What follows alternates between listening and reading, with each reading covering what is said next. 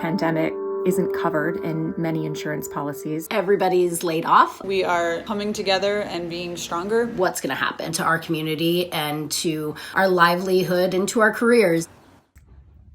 I just wanted to share with you a bit about how we're being affected currently by COVID-19. Hi, my name is Danielle Eyre. I'm one of the owners of Tallulah Restaurant in Cambridge. I own it with my husband, Connor, and it's named after our 3-year-old daughter, Tallulah. We have 7 employees, 12 tables, and 1 location, so we're very much considered a small business. Hi, I'm Emma Hollander. I've been in the restaurant business my whole life. My role currently and for the past 10 years is I am the general manager and co-owner of Trina Starlight Lounge in Inman Square. Hi, I'm Dimitra Murphy. I own Daddy Jones Bar in Magoon Square in Somerville. It is a mile from my house. I grew up in Somerville. The worst part of this so far has been how scary it is to think that we could do something that could make people sick, make my staff sick, which is why it felt better to not be open. One of the hardest parts about this whole thing for me is having to tell our staff that they no longer will have work. We have 7 employees. It is a tight-knit group of people. We told them right away, claim benefits, get on mass.gov, do this right now. But the fact of the matter is that's 7 people. There are millions of people in this country who have lost their job at the same time. There are a lot of questions about how to apply for unemployment. It's a very confusing platform. It takes practice, and you really have to know how to navigate that website in order to assure that you're going to get your benefits. My position now is everybody's laid off, so we don't actually have jobs at the moment, which is a little terrifying. We're feeling a little hopeless, I would say. Trying to stay optimistic and, take every day as it comes, but it's a real challenge to think about something you've worked really hard for your whole life that might not exist anymore. It's scary to not know what's happening, but it feels like worrying about just my business is not thinking about the bigger picture. This is so much bigger than just restaurants. We're thinking about our neighbors, our parents, our grandparents, children.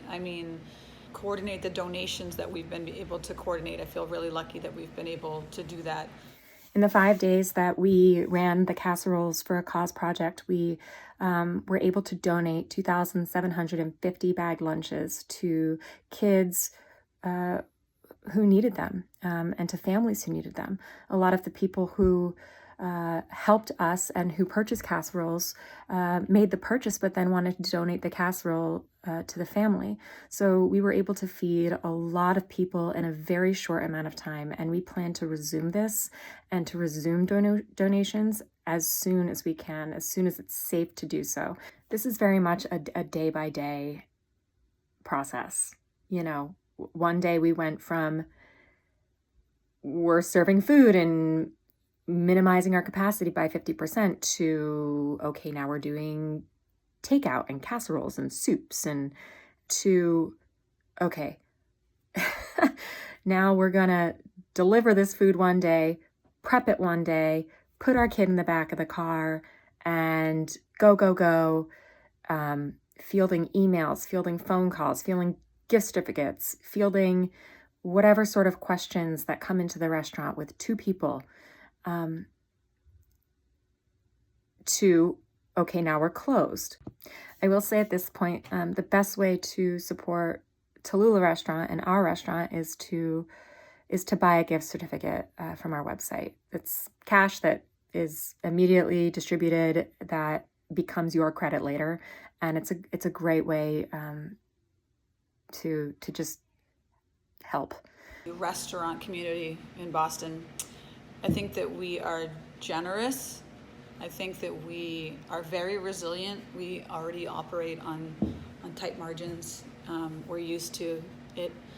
And I also think that we are selfless. I think that right now a lot of us are putting our hopes and dreams on hold so that we can help the community be safer, stronger, and get past this quicker. The biggest part about the Boston restaurant industry is that we're family, no matter what restaurant you work in. My 3 words are community, solidarity, and camaraderie.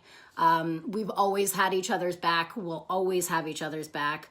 I'm on group texts of people from all over the city. Everybody's checking in on each other. There's a lot of FaceTimes. There's a lot of house parties on the House Party app. Everybody is really coming together and making sure that everybody's okay, making sure that everybody has food, making sure that everybody has money to pay their rent. I think that everybody is just coming together to make sure that we're all going to be okay, because we're not sure if we are. So I think that right now what our goal is to make sure that our community is okay. And then I would say second is kind of keeping everybody's spirits high, because I think the unknown of what this is going to mean to our community and to our livelihood and to our careers. This is a big deal for everybody in the restaurant industry, and I think everybody's really struggling with it.